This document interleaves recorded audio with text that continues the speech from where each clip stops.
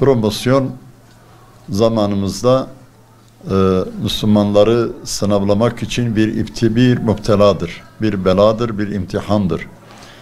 Yani şu anda bankalar genel olarak bu işte insanların hepsini faize yavaş yavaş, yani faize doğru çekilen bir adımdır.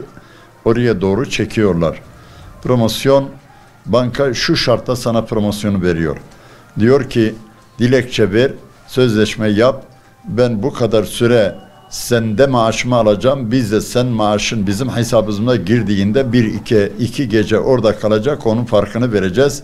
Sen resmen başta bir faizi muamele yapıyorsun, sen imza ediyorsun, dilekçeyi yazıyorsun ve ben bu süre içerisinde senden bu maaşımı alacağım, sen de bana bunun karşısında bu kadar para veriyorsun.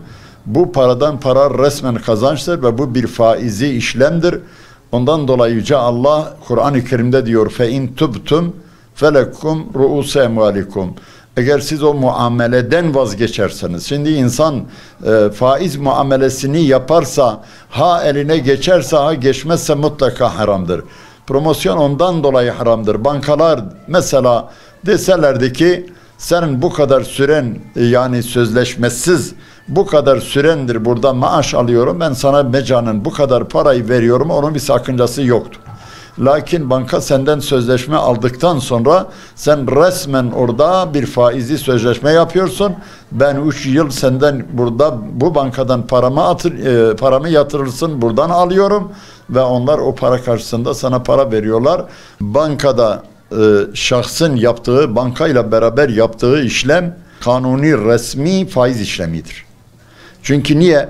Banka sana diyor ki sen bana söz ver, imza yap. Ben bu süre içerisinde senden maaşın buraya yatırılsın, burada alıyorum ve bu para karşılığı ben sana promosyon veriyorum. O adeta bir muameledir, faiz muamelesidir. Ondan dolayı bu faiz türüne girer ve faiz de İslam dininde haramdır. Alimler böyle demişler. Diyarül küfürde veyahut mesela faiz işlemi yapan müesseselerde çıkan para insan orada bankaya bırakmaz. Onu alacak, onu fakir fukaraya dağıtacak.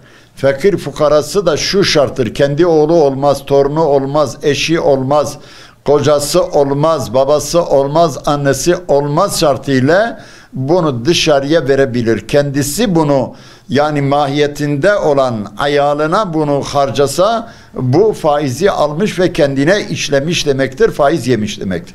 Yani bu bir türlü bir alıştırmadır. Yani Müslümanları alıştırıyorlar. Memlekette sıkıntı, özellikle bu son zamanda bu krizler vardır.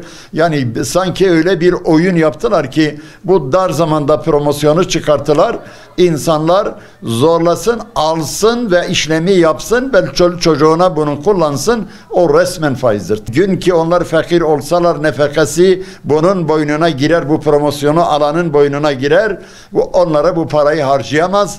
Bu ancak fakir fukaraya, bazı hayır yerlerine, mesela camiye bile verebilir. Bir medreseye verebilir, Kur'an kursuna verebilir. Veyahut mesela Afrika'ya gönderip de bir kuyu parayla açabilir. Lakin dese ki çocuğum okuldadır, ona veriyorum, torunum okuldadır, ona veriyorum. Bu kendisine harcamış sayılır. Ondan dolayı haramdır. Hayri çok düşünülmez.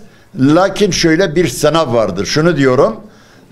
Eğer bu insan, mesela bazıların diyorlar 20'ye yakın daha yüksek rakamda promosyonu vardır. Eğer bunu alıyor ve bu kendi nefsiyle mücadele ediyor, o hissiyatını yenebiliyor ve diyor ki ben bu paramı buraya harcamam, ben fakir fukaraya veririm, o mücadeleden bir sevabını alacaktır. Müslümanları uyarıyoruz.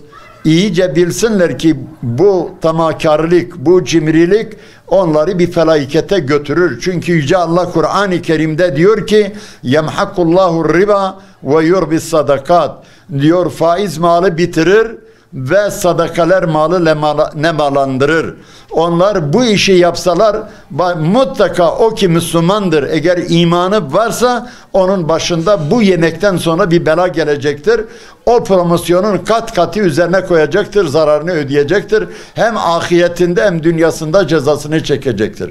Lütfen Müslümanlar mert olsun, cömert olsun. Eğer sözleşmesi var, promosyon çıkıyorsa onu aldığı zaman başkasına versin. Lakin Müslümanlar bu saatten sonra o sözleşmeyi ya iptal etsin ya tekrar sözleşme süreci gelince ben promosyon muamelesini, o resmi muameleyi yapmıyorum. Yapsalar gene faiz kuralına girecekler.